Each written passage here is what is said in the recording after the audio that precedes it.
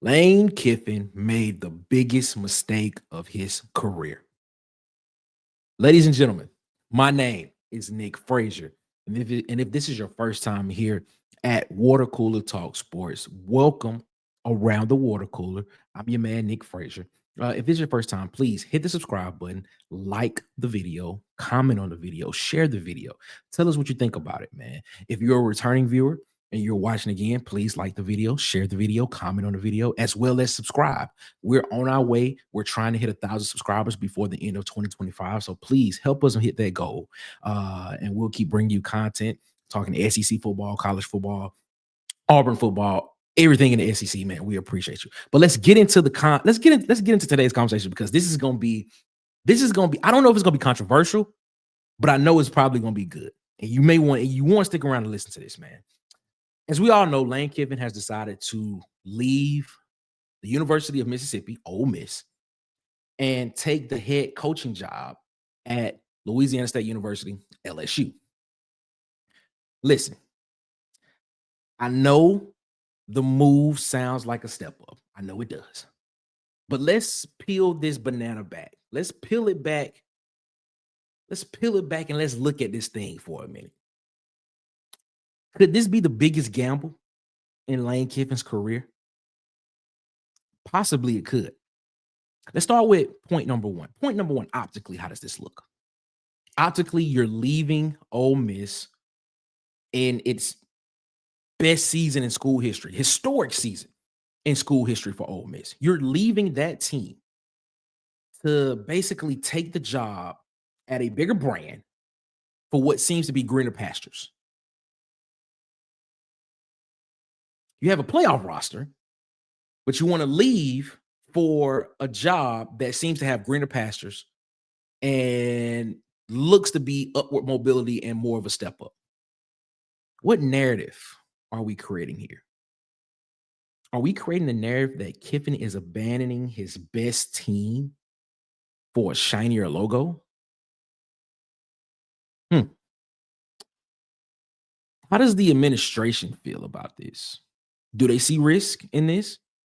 Are they thinking down the road? Is LSU's administration thinking down the road that if something bigger comes along, could we be in the same spot that Ole Miss is in the foreseeable future? It's a possibility. It may not be either. But this is how you have to think about this. This is how you have to think about this. Optically, how does this look? The fans are looking at this and saying, man, here's Kiffin again. Here is Kiffin again doing Kiffin things. Looking out for Kiffin. Looking out for Kiffin. And I'm not mad at the man for looking out for what he thinks is best for himself and his family. Not mad at it at all. But optically, it looks that way. And then when media and when outside people and noise want to talk about players hitting the transfer portal, they get dogged. But coaches doesn't. But coaches do not. Optically, it looks more like Lane Kiffin is more of a program shopper than he is a program builder. That's what it looks like in the court of public opinion. I don't know, man. This is weird. It's weird. Point number two. Could he be looking at a rebuild at LSU? LSU's offense was not great this season. They were not the offense that was putting up numbers as they were in the first couple of seasons of Brian Kelly. The defense had a switch. The defense came in, and the defense was able to, make some noise. I always reference the Florida game where Florida threw 5 interceptions and Florida still lost that game. Florida threw 5 interceptions and LSU still won that game only by 10. Offense did not look good. But the defense looked really good. And you saw that towards the back end of the schedule. When you saw these scores they were playing against, very low scoring games, offense not able to produce anything.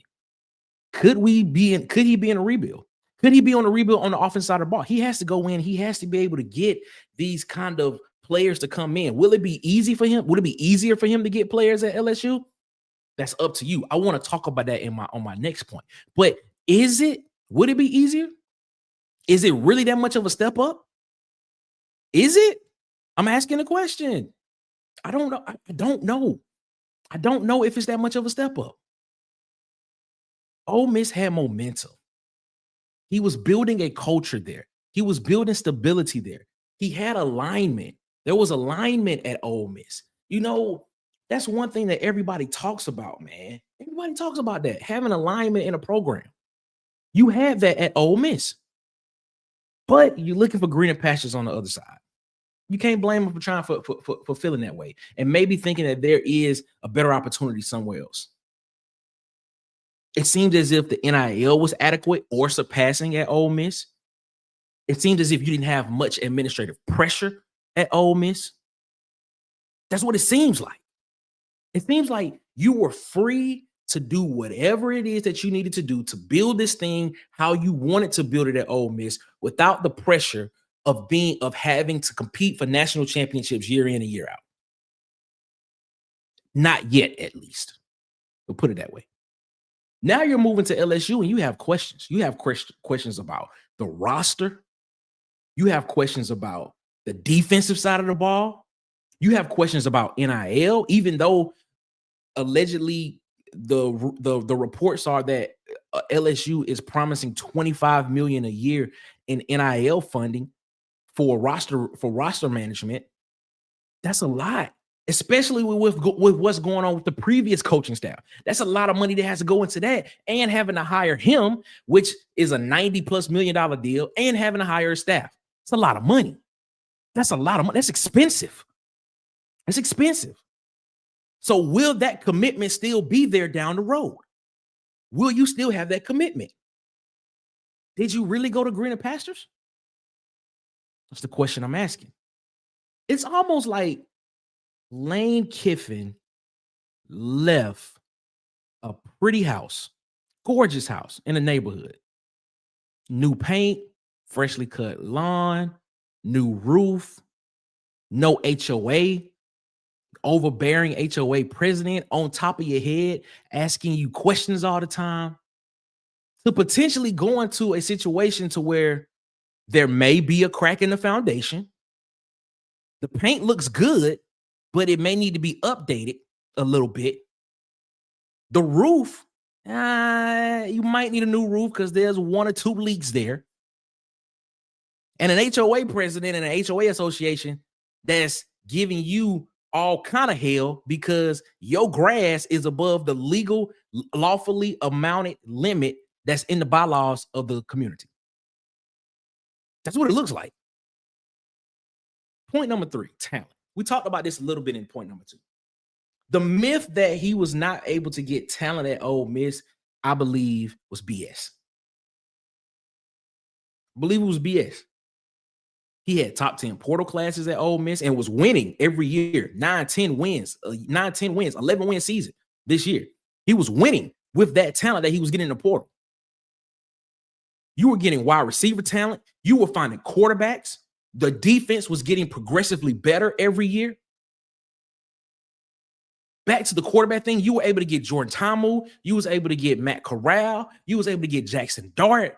And you just had Trinidad Chambliss, who you got in the portal as well, who's emerged as a star in college football. So the talent, the myth of him not being able to get the talent to compete at LSU, I just think is just full of BS. Because you had it. You have a playoff roster right now that you have left to go to what is considered to be greener pastures.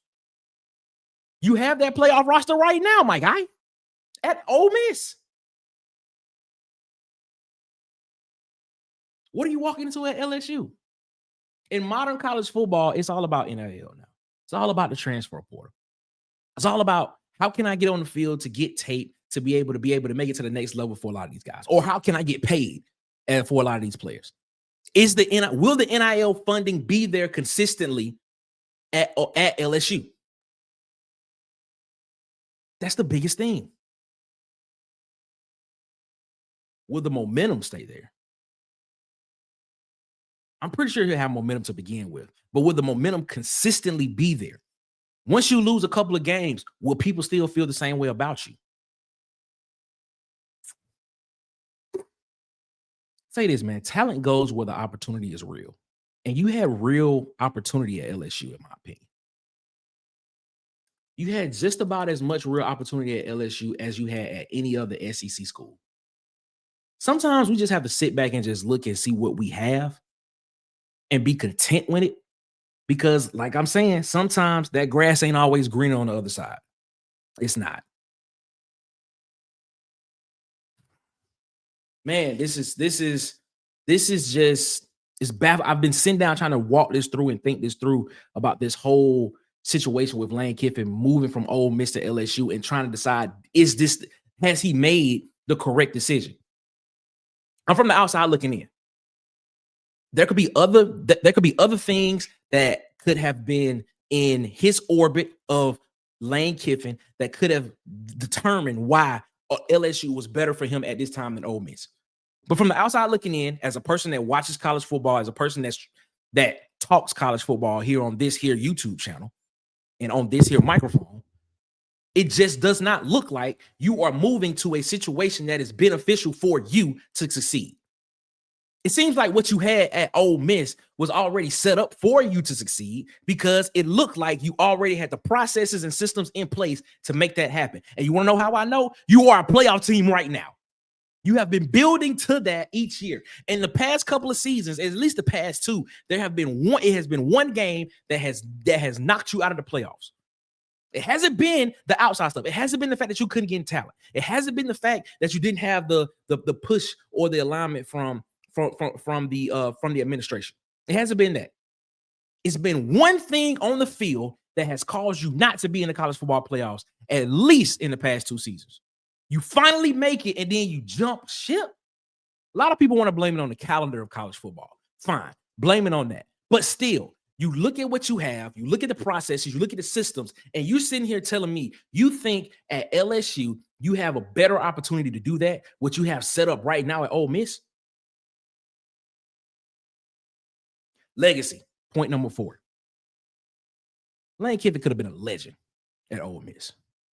Lane Kiffin makes the playoffs. Lane Kiffin has a job for life.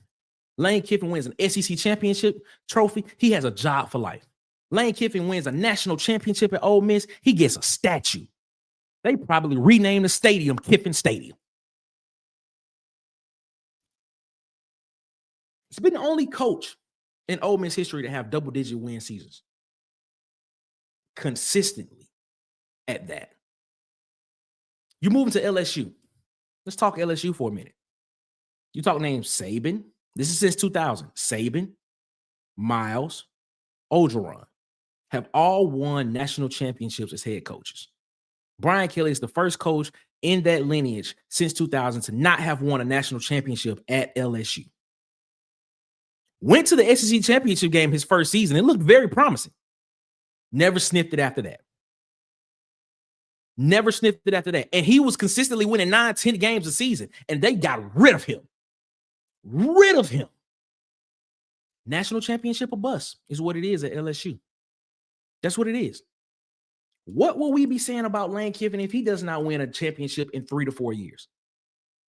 Will we be having this same conversation at that point in time? How does this look for his career at that point in time? At Ole Miss, Lane could have been forever. He could have been the start to a legacy at Ole Miss as a powerhouse program. He could have been the beginning. He could have been the genesis of that. Now he just becomes another name in a lineage of coaches. Unless he does this multiple times. Unless he wins multiple national championships at LSU. Unless he wins multiple SEC championships at LSU. He just becomes another name. The pressure is on him. There's a lot of pressure on Lane Kiffin for taking this job.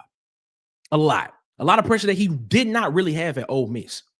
But the pressure now at LSU is on him to win now. And you saw the precedent set by what they did to the previous coach and the previous coach before that, because he won a national championship and 2 years later, he was fired. In closing, man, Lane Kiffin left certainty for uncertainty. He left legendary potentially for just another name in the line, in the lineage. He left a playoff roster. He left a playoff roster for a potential rebuild. Now, let's say this, man. Lane Kiffin's exits at programs have not always been great. They haven't always been graceful. You feel what I'm saying? They've never. I don't think he's had one graceful exit from a program. Well, maybe FAU. Maybe FAU. You look at it, man. You start with the Raiders, youngest head coach in the NFL. Their 2 seasons. Leaves because there's a disagreement between him and ownership, Al Davis. They don't see eye to eye. They button heads. You take the job at Tennessee. You're there for 1 season. You famously say in your introductory press conference, I can't wait to be singing Rocky Top after we beat Alabama, or something to that degree. You go 7-6, but then you bolt to what was your dream job at USC with your guy, Pete Carroll. That did not go well. Famously reported that you were relieved of your duties on the tarmac of an airport from USC after not living up to the expectations of the program at that time. You go be the OC at Alabama. You have 2 good seasons at Alabama. 2 good seasons. 3 good seasons at Alabama. 14, 15, and 16. But then abruptly, you take the FAU job and you don't coach in the national championship game that year. Now, there could be other reasons behind why you didn't coach or you left. I don't know. You take the FAU job. You're there. You win a couple. You go to the conference championship game. You win a conference championships at FAU. You take the Ole Miss job after FAU. You're there for 6 years. You consistently build the program up to what it is now. You have a playoff roster right now. A chance to go win a national championship at Ole Miss, something that the school has never had. You have that opportunity. But you leave before to take the LSU job, which seems to be greener pastures. Now, this video could be for naught. It could be for naught. Lane Kiffin could go to LSU and succeed. He could win multiple national championships, multiple SEC championships. He could win multiple coaches of the years, have draft picks coming out, have multiple top 10 recruiting classes, and it could be legendary in this video. Because you could come back to this video and you can look at it and say, Nick Frazier was wrong. This was the best move in his career. But I say this, man. The move I'm interested in is how Lane Kiffin leaves LSU. What do you think?